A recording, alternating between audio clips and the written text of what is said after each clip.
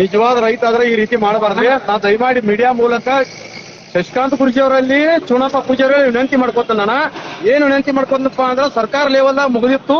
ಆ ಕಠಿಣ ಇದಕ್ಕಾಗಿ ಇವತ್ತು ಮಾಡಿದಂತ ರೈತರಿಗೆ ಅನ್ಯಾಯ ಆಗೈತೆ. ಯಾಕೆ ಅನ್ಯಾಯ ಆಗ್ತಾ ತಿಳ್ಕೊಂಡು ಹೇಳ್ತಪ್ಪ ಅಂದ್ರೆ ಇವತ್ತು ನಿಮ್ಗೆ ವಿನಂತಿ ಮಾಡ್ಕೊತ ದಯಮಾಡಿ ಅವ್ರು ಯಾರು ನಿಮ್ಮ ಮುಖಂಡತ್ವದಾರ 10 ದಿನ ನಾವು ಹೋರಾಟ ಮಾಡಿದ್ವಿ, ಶಾಂತಿಯುತವಾಗಿ ಹೋರಾಟ ಆಗಿತ್ತು. ಇವತ್ತಿನ ದಿನ ಏನಾಗೈತಪ್ಪ ಅಂದ್ರ ಬಾಗಲಕೋಟೆ ಯಾರು ರೈತರದಾರಲ್ಲ ಆ ರೈತರ ಮನಿ ಯಾರದಾರ ಮುಖಂಡರದ ಅವ್ರು ಆ ಮುಖಂಡರನ್ನ ನೀವು ಬಿಡಬಾರ್ದು ಅಂತೇಳಿ ನಾವು ವಿನಂತಿ ಮಾಡ್ಕೋತೀವಿ. ಇವತ್ತು ಯಾಕಪ್ಪ ಅಂದ್ರ ನೀವು ಸರ್ಕಾರ ಆಸ್ತಿಗೆ ಮಾಡ್ಬೇಕಾಗಿತ್ತು, ಅದನ್ನ ಬಿಟ್ಟು ನೀವು ರೈತರಿಗೆ ಇವತ್ತ ನಾವು ಏನ್ ಮಾಡಿದೀವಪ್ಪ ಅಂದ್ರ ಎಷ್ಟೆಷ್ಟೋ ಲಕ್ಷ ಸಿಕ್ಕಾಪಟ್ಟಿ ಬ್ಯಾಂಕ್ನ್ಯಾಗ ಸಾಲ ತಕೊಂಡು ಡೆಪ್ಪಿ ಗ್ಯಾಂಗ್ನ್ಯಾರು ಕೊಡೋದು ಟ್ರ್ಯಾಕ್ಟರ್ ತಂದಿದೀವಿ ಅವನು ಉಳಿಸಿ ಈ ರೀತಿ ಮಾಡಿರಪ್ಪ ಅಂದ್ರೆ ನೀವು ರೈತರು ಮತ್ತೆ ಹರಾಮ್ ಕೋರು ಅದನ್ನ ಮೊದಲು ಹೇಳ್ರಿ. ನೀವು ರೈತರು ಹರಾಮ್ ಕೋರೋ ನೀವು ಅದನ್ನ ಹೇಳ್ರಿ.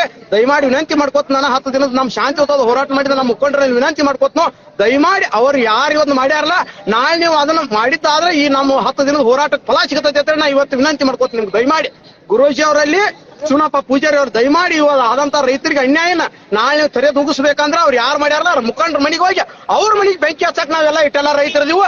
ನೀವು ಅದನ್ನ ಇದನ್ನ ಮಾಡ್ಬೇಕಂತ ಹೇಳಿ ನಾವು ವಿನಂತಿ ಮಾಡ್ಕೋತೀನಿ. ದಯಮಾಡಿ ಇದನ್ನ ಕಳಿಸುವಂತ ವ್ಯವಸ್ಥೆ ಮಾಡ್ರಿ ಮಾಧ್ಯಮದವ್ರು.